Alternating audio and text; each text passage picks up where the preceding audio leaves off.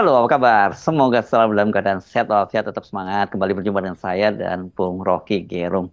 Bung Rocky, perpindahan kekuasaan Jokowi tinggal beberapa pekan lagi dan eh, tampak sekali ya, Jokowi ini bukan hanya sudah mulai kehilangan kekuasaan, namun yang paling mengkhawatirkan adalah realita banyaknya kalangan yang menginginkan agar Jokowi dan keluarganya itu segera disingkirkan. Ya, betul. Kurang dari sebulan persiapan untuk pemindahan kekuasaan. Tapi publik mulai menganggap bahwa ada yang sebetulnya berbahaya, yaitu kegelisahan dari Presiden Jokowi yang tidak mampu lagi mengatasi keadaan. Soal terakhir, soal Kadin yang masih akan berlanjut. Ada masalah-masalah kecil mungkin yang masih bisa dia kendalikan dengan kekuasaannya. Tetapi secara umum kita mulai menyaksikan satu, sering saya sebut the beginning of the end, dan mulai terlihat mereka yang menginginkan adanya penghukuman pada Presiden Jokowi membaca soal ini sebagai kesempatan untuk menyusun dalil, mungkin bahkan disebut sebagai penglengseran sebelum 20 Oktober nanti. Tapi mungkin juga kita bilang aja berbagai kemungkinan supaya bisa dipilih kemungkinan mana yang paling aman buat Presiden Jokowi. Kemungkinan kedua adalah tadi, kemungkinan pertama dia dilengserkan sebelum waktunya, kendati orang hanya menghitung kan tinggal sebulan. Sorry. Kan tinggal sebulan, iya. Tetapi justru dalam waktu yang singkat ini kita lihat eskalasi politik yang disebabkan oleh kritik terhadap keluarga Presiden Jokowi itu makin intensif. Jadi bukan kita takut menduga, tapi dengan kemampuan berpikir normal kita tahu bahwa mereka yang menginginkan Jokowi lengser sebelum resminya 20, artinya sebelum tanggal 20, memungkinkan kita melihat atau menyaksikan seseorang yang dengan pongah, petatang petenteng, berbohong di sana sini, memutuskan untuk memakai APBN untuk hal-hal yang di luar kalkulasi rasional ekonomi. Jadi kepongahan Presiden Jokowi memang terlihat hari-hari ini, dan kita tidak lihat bahwa ada tanda-tanda beliau mau menyepi dan berupaya untuk menenangkan keadaan tuh. Jadi sebetulnya semakin rigid seseorang mengatur dirinya di era yang paling berbahaya, maka semakin terlihat bahwa dia tinggal punya 2-3 kekuatan politik yang mungkin hanya sekitar tidak lebih dari selusin yang mondar-mandir setiap hari bersama Presiden Jokowi. Saya mau terangkan ini dalam upaya untuk melihat bagaimana kecemasan publik menanti tanggal 20. Kalau kita lihat realitas hari-hari ini ya, saya kira sulit ya kita membayangkan bahwa Pak Jokowi seperti yang diinginkan itu masih akan tetap bisa cawe-cawe setelah dia tidak lagi berkuasa. Kendati ada sih anaknya Gibran Rakabuming sebagai wakil presiden. Nah, padahal tapi kan sekarang kita lihat saja ya, ini Pak Jokowi sudah mengalami delegitimasi yang luar biasa akibat ulah anak-anak dan menantunya. Gibran pun juga saya kira sekarang itu posisinya ya, saya nggak tahu apa nyebutnya itu legal standing ya, atau bukan ya, bukan legal standing ya, standing politiknya begitu ya, itu kelihatan sangat-sangat lemah karena skandal Fufu Fafa, belum lagi juga Kaisang dan sebagainya. Ini situasinya menurut saya nggak hari-hari ini saja Pak Jokowi udah kehilangan kendali, apalagi nanti setelah dia tidak lagi jadi presiden.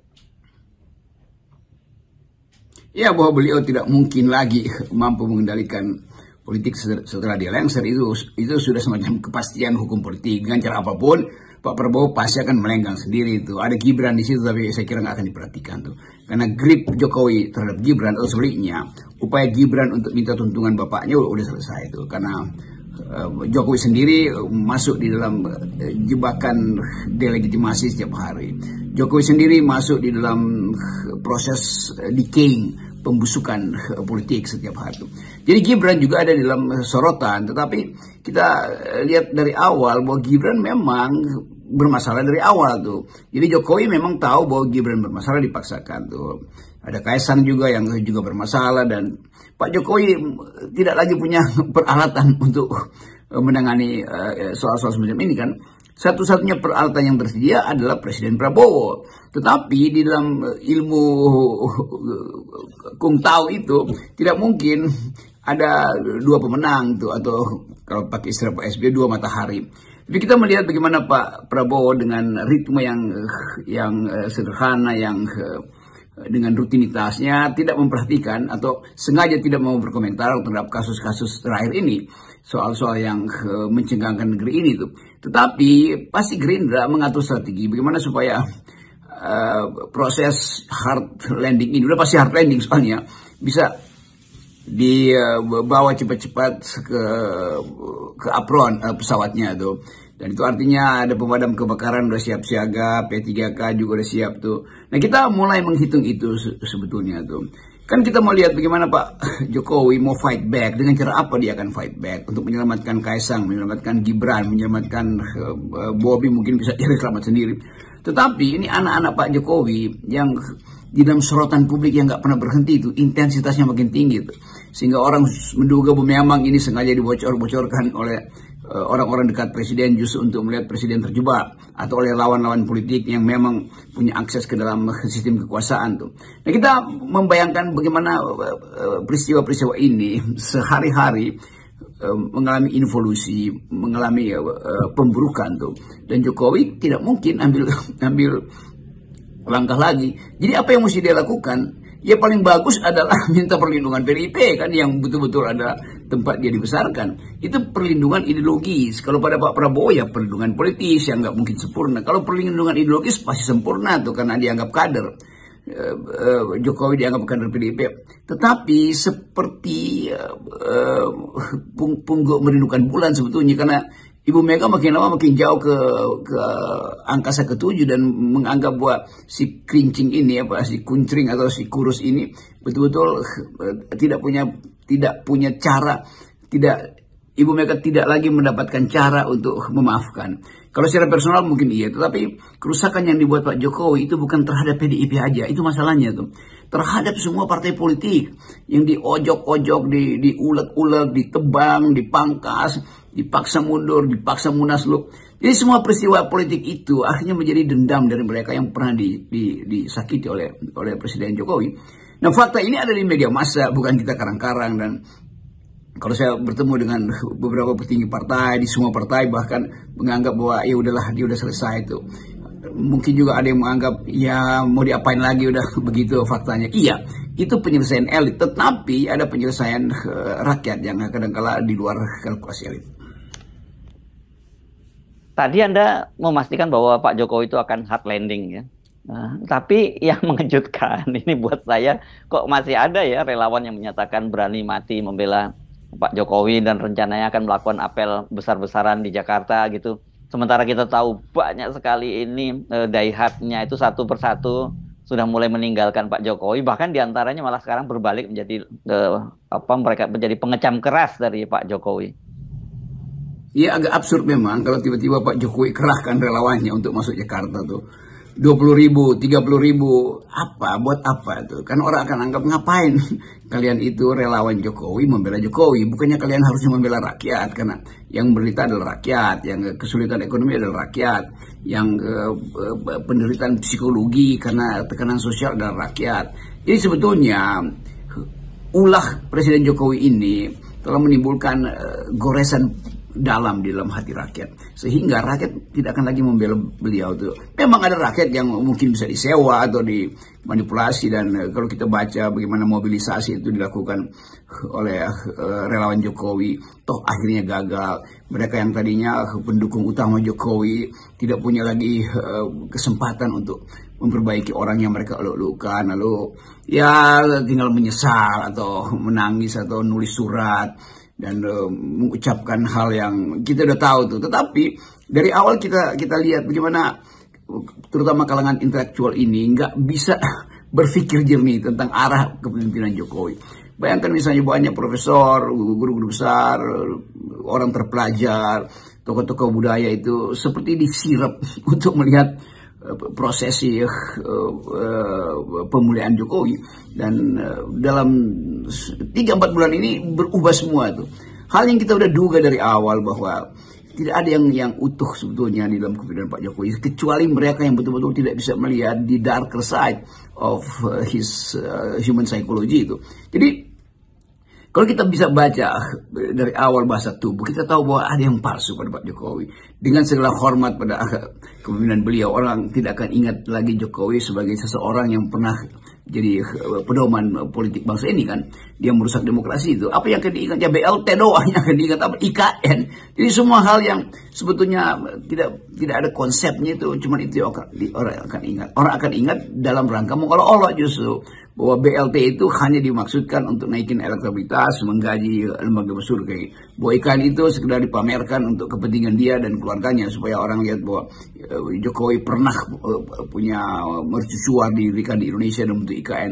Sementara orang menganggap ya apa yang unik pada IKN, toh dalam 2-3 tahun ke depan akan ada juga imperium baru yang di dunia ini yang menandingi smart city-nya IKN, dan IKN mungkin baru 50 tahun baru dia selesai, dan pada waktu 50 tahun seluruh fasilitas teknologi, cara kita berkomunikasi, sistem peradaban, kepemimpinan politik semuanya sudah berubah tuh. Jadi tidak ada yang ditinggalkan oleh Jokowi selain ambisi dan arogansi dia. Saya yakin saya ini menjadi salah satu saksi ya, banyak viewer kita sih sebenarnya juga menjadi saksi bahwa kita hari-hari ini sudah tiba pada situasi yang selama beberapa tahun ini secara konsisten Anda sampaikan melalui kritik-kritik keras terhadap Jokowi dan keluarganya. Ya, saya mengulas ini untuk menunjukkan satu rekor panjang selama 9-10 tahun ini yang justru menghasilkan kemunafikan politik, kemunafikan di dalam mengelulukan seseorang, kemunafikan dalam relasi akademis itu. Jadi semua hal masuk dalam kemunafikan. Dan orang yang ingin bicara tajam dibully, orang yang ingin kasih kritik dipersekusi itu, orang yang ingin memberi nasihat bahkan dianggap menjebak itu. Jadi kita mau bikin apa dalam soal semacam ini? Dulu saya pernah usulkan Pak Jokowi sebaiknya setiap bulan minimal atau 2 minggu sekali kasih public address, beritahu sebetulnya problem yang kita hadapi sebagai bangsa sehingga semua terlibat, bukan sekedar menyewa lembaga survei yang disogok setiap 2 minggu dan Jokowi dielulukan oleh lembaga-lembaga survei. Karena itu udah selesai. Kita bisa usulkan apa lagi? Mengusulkan supaya Presiden Jokowi datang ke panggung publik minta maaf terhadap kejahatan politik yang pernah dia lakukan. Tapi publik merasa iya, minta maaf iya, tetapi ini adalah soal publik tuh, dan harus ada yang dihukum sebetulnya. Entah itu hukuman pidana atau hukuman politik.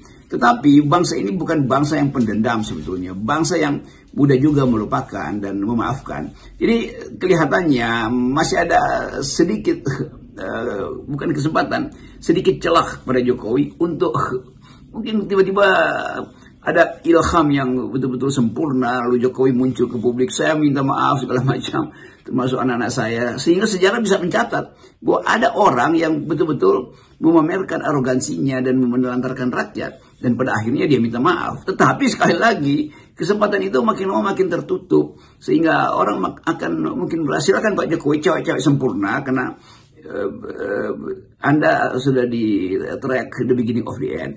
Demikian juga kalkulasi orang terhadap situasi psikologi keluarga dinasti Jokowi. Kan orang menganggap bagaimana mengingat Jokowi, bagaimana memberi semacam penghormatan pada beliau tuh susah kita cari hari-hari ini karena bertumpuk di situ soal-soal perbuatan tidak etis dari keluarga. Jadi ya Jokowi akan mondar-mandir Jakarta Solo, mungkin pergi berlibur, tapi dia pasti akan pulang ke Solo, dan semua orang hari-hari pertama melihat bagaimana renungan dari Jokowi terhadap nasib dia tuh, nasib dari seseorang yang diuluk-ulukkan sebagai tokoh sipil, diuluk-ulukkan sebagai rakyat sederhana, tapi kemudian tumbuh menjadi penuh arogansi, bahkan tumbuh menjadi despot dan menjadi raja itu yang Raja Jawa yang disebut oleh siapa itu tuh. Jadi akhirnya terkumpul semua hal untuk diperlihatkan pada publik bahwa Jokowi adalah contoh buruk dari kepemimpinan politik kita. Baik, terima kasih Bung Rocky. Tetap Salam salam akal sehat. akal sehat.